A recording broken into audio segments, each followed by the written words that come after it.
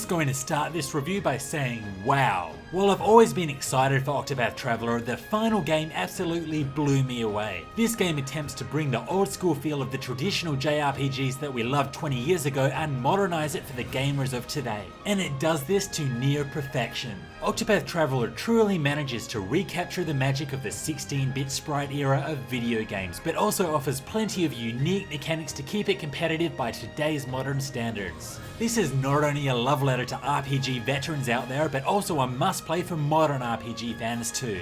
The fact that this game is so damn good is good enough, but the fact that it has been selling like hotcakes with sprinkles of crack excites me even more. This proves that there is still a massive interest out there for this kind of game, and most importantly, that it is still a viable way to make money. I want to see more. Anyway, let's take a look at why Octopath Traveler works so well.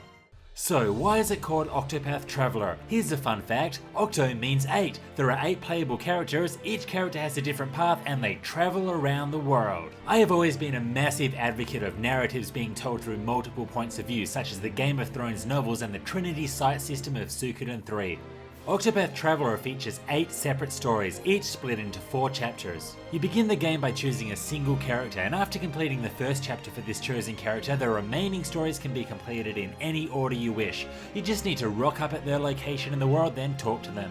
You can also choose to skip the stories of any character altogether, but I wouldn't recommend this as I had a lot of fun seeing what each had to offer. Each of the characters have their own reasons for travelling the world. Harnett, for instance, is a hunter who sets out to locate her master who she hasn't heard from in ages. Primrose, on the other hand, is on a journey for revenge, desperate to locate and end the lives of the men who killed her father. While some of these stories are a bit more engaging than others, I was always hooked and excited to see what would happen next. However, I do feel it is at this point that Octopath Traveler could really have taken it to the next level. What I mean is that all of the characters just seem so distant from one another. These stories are not directly linked to one another, and as a result there is no communication between these characters. Well, there are a few short dialogue sequences that you have to manually activate, but in all of the cutscenes your party's presence is completely ignored, both through the dialogue and the fact that the sprites are never there. For instance, you could travel through a dungeon in a party of 4, reach the final boss of the chapter together, then when the cutscene hits, only the character whose chapter it is will be there. In several instances, the enemies actually commented that the main character came all alone.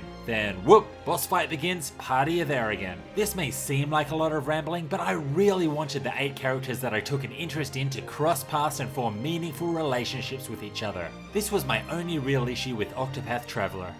Who would have thought that sprites could be so beautiful? Octopath Traveler is kinda like that girl that you've always been friends with, doing her hair and makeup for a formal event, which causes your jaw to drop to the floor and think, damn, why are we just friends? Or perhaps that scruffy looking guy friend whose face has been hidden under a Gandalf beard for years, finally getting a full haircut and shave and whipping on the suit and tie. Octopath Traveler is just this. We have seemingly ordinary looking sprites thrown into an absolutely breathtaking world. There is eye candy around every corner. I don't know if it's the HD backgrounds, the lighting, the weather effects, or this snazzy blur effect that focuses on certain areas, but wowee, it looks incredible.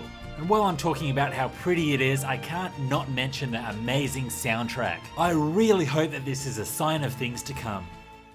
Travelling around the world, visiting all of the cities and fields and interacting with all of the NPCs was a treat, and this is highlighted by the characters' unique path actions. Each of the main characters has their own special way in dealing with situations, and these will be required to complete side quests, access certain areas, and progress their storylines. For instance, Albrecht can challenge just about anyone to a duel, so if there's a jerk blocking the doorway, you can basically beat the crap out of him if you want to get inside. And yes, you could even do this to innocent old men, but if this makes you feel bad, you could always get Primrose to use her sexiness to allure the old man out of the way. Therion, on the other hand, is a thief who can steal from just about anyone and unlock purple chests. You can get some insane equipment this way, and for this reason I felt the need to have him in my party at all times. I really liked what they did here, as it adds an extra element in interacting with the world.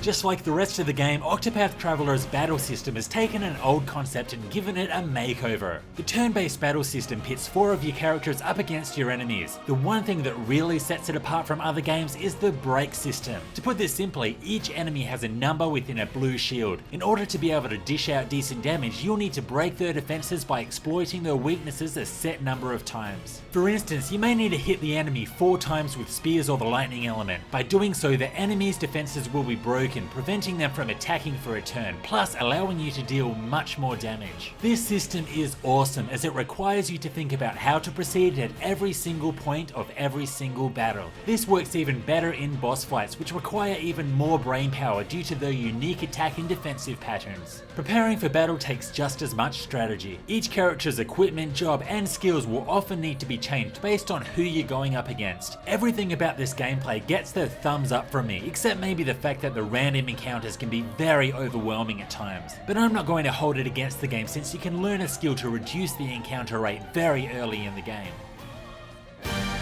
It took me 3 seconds to fall in love with Octopath Traveler. At times, it felt like the developers took my personal wish list and created a game just for me, modernizing what I loved most 20 years ago. I said it before, but here it is again. Octopath Traveler is a love letter for those who grew up in the 16-bit era, but it also does more than enough to stand strong today. The game sounds and looks absolutely breathtaking, and traveling around the world with 8 different characters following their own individual stories was as addictive as hell. Through your lengthy journey, you'll get into a lot of fights. Fortunately, the gameplay here, particularly the break system, ensures that every single battle is not only a blast, but also requires careful consideration at every stage. The one thing that could have taken Octopath Traveler to the elite level, if it isn't already, is some more interaction between the characters, and some acknowledgement that the rest of the party are actually there. But still, this is easily forgiven given how amazing everything else is. If you have any love for JRPGs, stop what you're doing right now, buy a Switch and play Octopath Traveler. You won't be disappointed. What did you think about this game? Let me know in the comments below. This was Hellfire RPGs, thanks for watching. If you liked this, hit like and subscribe for more RPG content. Also check out my Facebook page. See you next time.